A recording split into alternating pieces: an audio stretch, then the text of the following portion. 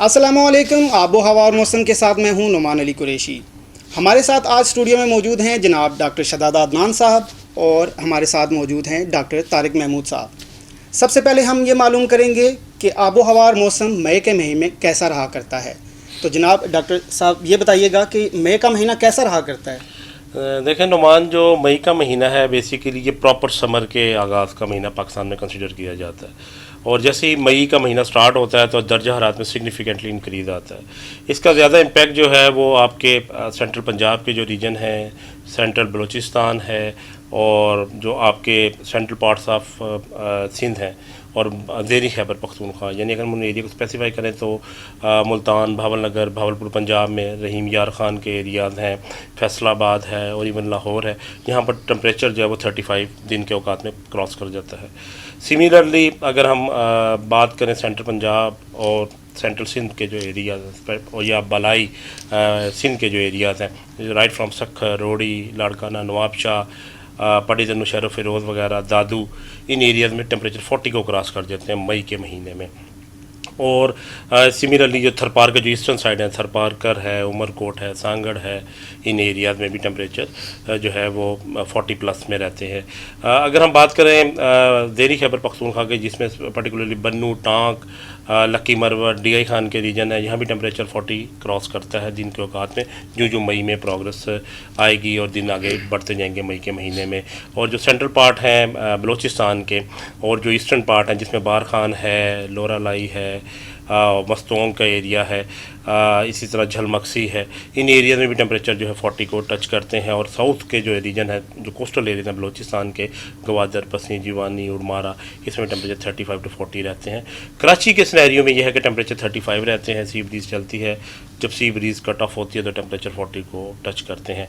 तो northern areas की अगर हम बात करें तो नॉर्दर्न एरियाज़ में ओवरऑल टेम्परेचर 30 से 35 रहते हैं। गिलगित में टेम्परेचर 35 क्रॉस करते हैं ओवरऑल, लेकिन उस टेम्परेचर शाम के औकात में जो टेम्परेचर है वो 15 डिग्री से कम इन एरियाज़ में रहते हैं। लेकिन जो मैदानी इलाके जितने भी हैं पूरे पाकिस्तान में, उनमें टेम्परेचर 20 डिग्री रहता है। जबकि बारिशों की अगर बात करें तो बारिशों के कोई इतनी ख़ास सिग्निफिकेंट वेदर नहीं आते। आइसोलेशन में वेदर आते हैं, आंधी झक्कड़ चलते हैं और उसके साथ साथ अगर एक या दो सिस्टम इम्पैक्ट करते हैं, पहले 15 दिनों में और एक मई के एंड में एक वेदर नॉर्मली पेनिट्रेट करता है, जिसमें आपकी हैवी रेनफॉल यानी होती है, आइसोलेशन में होती है, हेलिंग की प्रॉबिलिटी बहुत ज़्यादा होती है, लेकिन वाइड स्प्रेड सिस्टम नहीं होते। ओवरऑल ये महीना जो है सेकंड ड्राइस्ट मंथ कंसीडर होता है नवंबर के बाद पाकिस्तान में। तो वैसे मई के महीने में लू चलना या हीट वेव का ये भी फिनोमेना है कोई? जी बिल्कुल, क्योंकि टेम्परेचर जो ये इंक्रीज़ करते हैं, मैंने बताया कि 40 को क्रॉस करेंगे तो कंफर्टेबिलिटी जो है वो रिड्यूस कर जाती है। ह्यूमिडिटी आल्दो जो है वो 450 से नीचे आ जाती है इस महीने में, लेकिन हीट वेव जो है नॉर्मली 2 से 3 एपिसोड हीट वेव की आती हैं। जो माइल्ड टू मॉडरेट जो हीट वेव है वो आपको नॉर्थ पंजाब में पेनिट्रेट करेंगी, लेकिन जो moderate to severe heat wave है वो आपके पेशावर से लेकर नीचे साउथ के पी तक, similarly central part of Punjab, south Punjab, central part of Balochistan और अपर और साउदर्न सिंध जो है हाईली वल्नरेबल होता है हीट वेव के लिहाज से।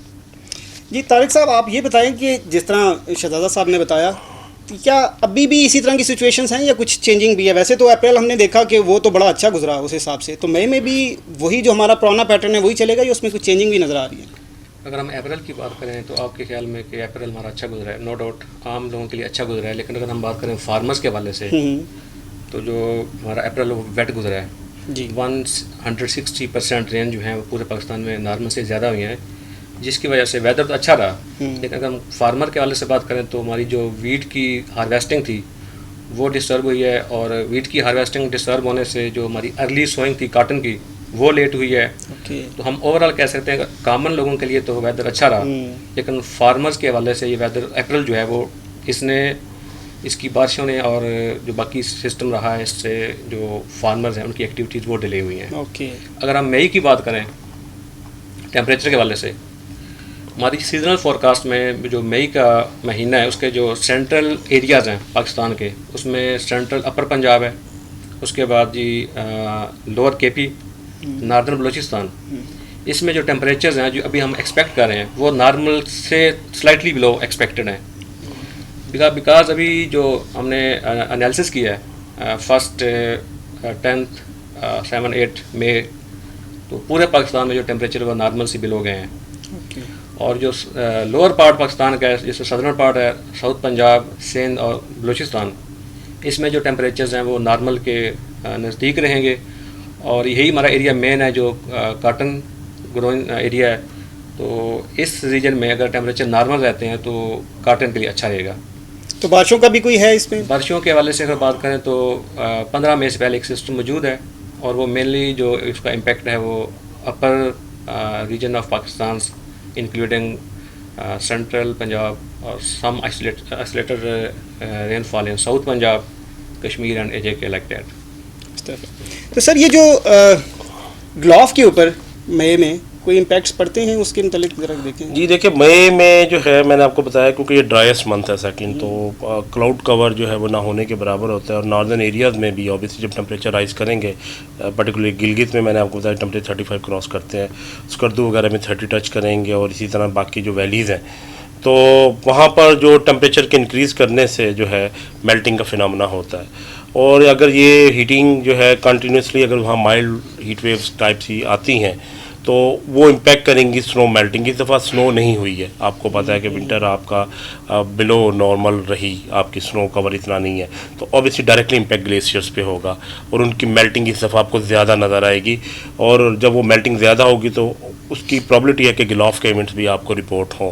अगर टेम्परेचर इस तरह कंटिन्यूसली इंक्रीज़ करते हैं, कोई सिग्निफिकेंट वेदर नहीं आता या क्लाउड कवर नहीं होता, और जो हमें नज़र भी आ रहा है, डॉक्टर साहब ने इसका जिक्र किया कि कोई सिग्निफिकेंट वेदर नहीं है और टेम्परेचर अगर इंक्रीज़ करते हैं तो आपके GB में पर्टिकुलरली और बलाई खैबर पख्तूनख्वा में जो ग्लेशियर्स जो है वहाँ पर गिलॉफ इवेंट आपको रिपोर्ट होंगे, और वो इम्पेक्ट करेंगे ऑब्वियसली नीचे जो है इंफ्रास्ट्रक्चरल डैमेजेस भी हो सकते हैं।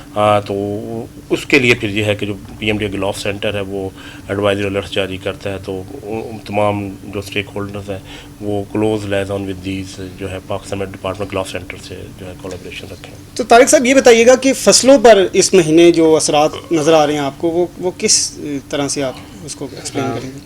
अभी क्योंकि अप्रैल में जो है ये दोनों गंदम की हार्वेस्टिंग और थ्रेशिंग के महीने कंसिडर किए जाते हैं, तो मोस्टली एरियाज़ में जो गंदम है वो हार्वेस्ट हो गई है। लेकिन अभी जो टाइम ड्राई पीरियड मिल रहा है मई में एक्सपेक्टेड है, पहले को 5-6 दिन मिल गए हैं, तो इसमें जितना जल्दी हो हार्वेस्टिंग कंप्लीट की जाए और जो नई क्रॉप है ख़रीफ के हवाले से उसकी लैंड की तैयारी की जाए, तो उम्मीद है कि अच्छा होगा, अच्छा रहेगा। ये तो था जी हमारा मई के महीने के मुतालिक आबो हवा और मौसम का प्रोग्राम। अगले प्रोग्राम तक हमें इजाज़त दें। अल्लाह हाफिज़।